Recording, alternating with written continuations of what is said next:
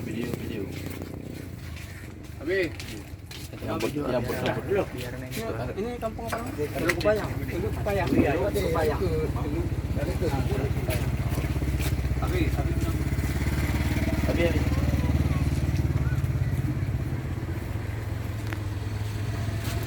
Bismillahirrahmanirrahim. Sini, Pak. Alhamdulillah kami pada hari ini keluarga besar Front Persaudaraan Islam yang dipimpin oleh Al-Habibana Al-Habib Rizik bin Hussein Shihab pada hari ini datang ke tempat tunggu di kampung Teluk Bayang, Teming.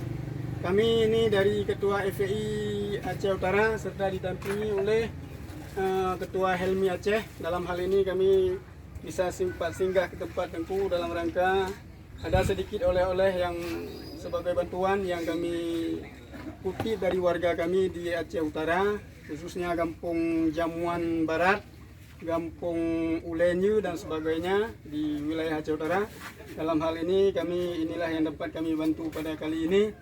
Mudah-mudahan Allah selalu memberi rahmat kepada kita dan selalu kita bertakwa kepada Allah. Dengan kebanjiran yang Allah berikan menjadi teguran bagi kita semua untuk selalu bertakwa kepada Allah Subhanahu wa taala. Dan yang kami harapkan kiranya pada warga di sini semua Kampung Teluk Bayang mohon kiranya mendoakan kepada kami keluarga besar FPI Front Persaudaraan Islam selalu istiqamah dalam menjalankan perintah Allah dan tunduk dan patuh kepada atasan kami, dalam hal ini Al-Habibana Al-Habib Rizik bin Hussein Shihab. Kepada beliau kita doakan bersama semoga beliau selalu tabah dalam berjuang dan pada akhirnya kemenangan akan diberikan oleh Allah kepada perjuangan Al-Habib Rizik bin Hussein Shihab. Sama-sama kita doakan kepada Allah. Amin ya rabbal alamin. Inilah yang dapat kami bawakan untuk kali ini. Mudah-mudahan pada kali yang lain kami dapat membantu lebih banyak daripada yang kami bawa ini. Terima kasih. Assalamualaikum warahmatullahi wabarakatuh. Waalaikumsalam warahmatullahi wabarakatuh.